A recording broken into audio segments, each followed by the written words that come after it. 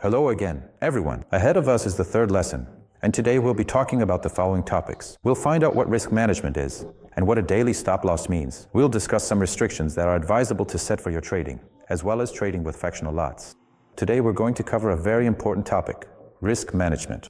Because if we dig a little deeper and think about what the trader's profession really is and what it involves, we clearly see that, first and foremost, it's about working with numbers. But we're not accountants or mathematicians. On the other hand, we don't produce anything, and it might even seem like we're just speculating on thin air. But in reality, what every trader actually deals with is risk.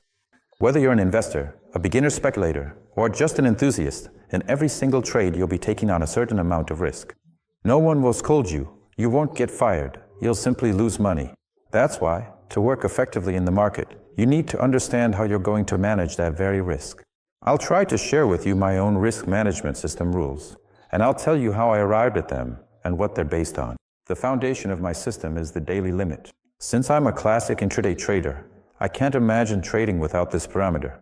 Let's be honest, many of you know the rule that you shouldn't lose more than a certain percentage of your deposit in a day, or that you shouldn't use maximum leverage. But in reality, 99% of people don't follow these rules. So you might ask, how do I deal with this problem? The thing is, at a certain stage in my development, I came to the conclusion that this process can be automated. And right now, all trading platforms have an auto cover feature. If you enable this particular service, which is automatically and readily available to you when you initially open an account, you will then have the comprehensive ability to fully cover all of your open positions and effectively cancel any open orders if a certain predetermined daily limit is reached. Auto cover is completely impartial. It doesn't care what mood you or the market are in, or if you're just a little bit away from being able to ride out a losing position. According to my many years of statistics, the most important and significant trend is the very first one. As soon as you make a small profit, as we say, build a little cushion, you can confidently move forward. Reinvesting risks in day trading works perfectly. Let's say your base limit is $100 and you're already up by $100. Accordingly, your maximum drawdown is $200. Let's try to calculate the optimal ratio of your daily limit to your deposit.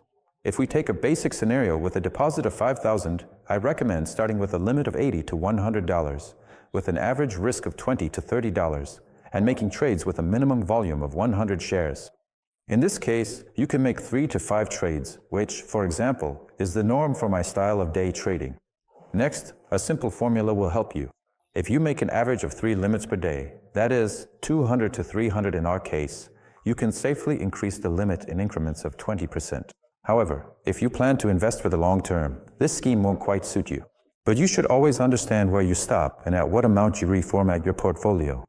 Hedging, or insurance against unpredictable risk, plays a key role here. We have the following rule. Once you hit your trading limit, the session is over. Of course, many of you might try to contact support and ask to open an additional limit. I strongly advise you not to do this. No. Come on, do me a favor and open it. I promise I'll make it back. All changes are made exclusively during the next trading session. As you've probably guessed, you can open positions, but you should only do so within clear boundaries.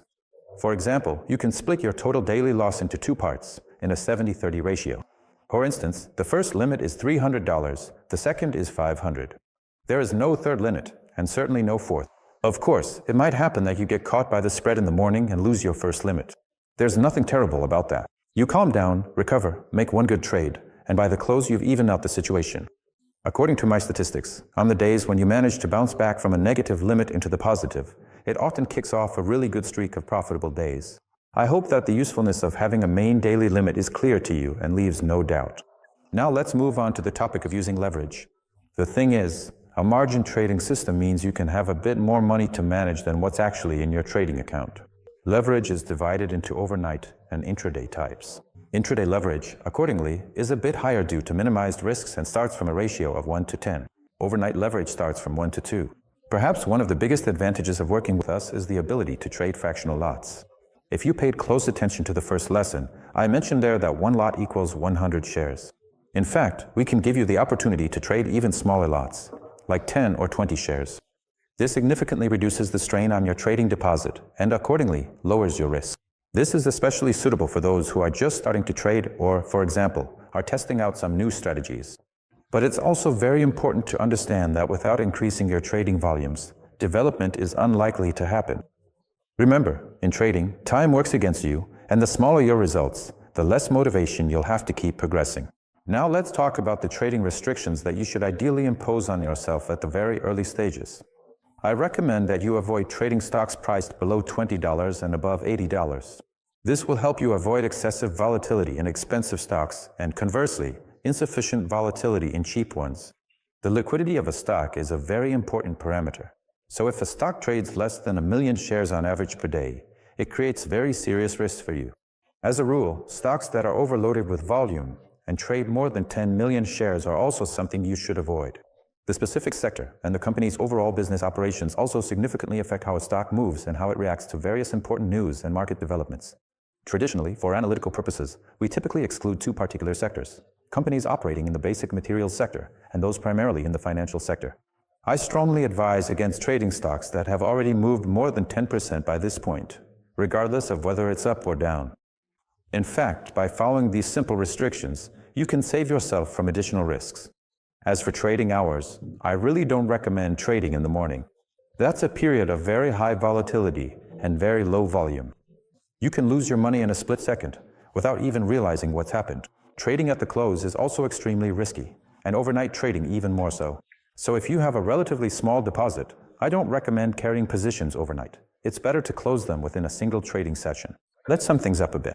A risk management system really does require you to follow a lot of rules and maintain iron discipline.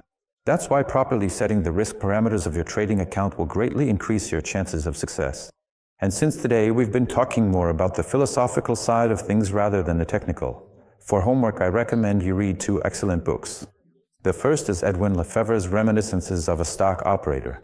The second is The Disciplined Trader by Mark Douglas. I wish you enjoyable reading, and I'll see you in the next lesson.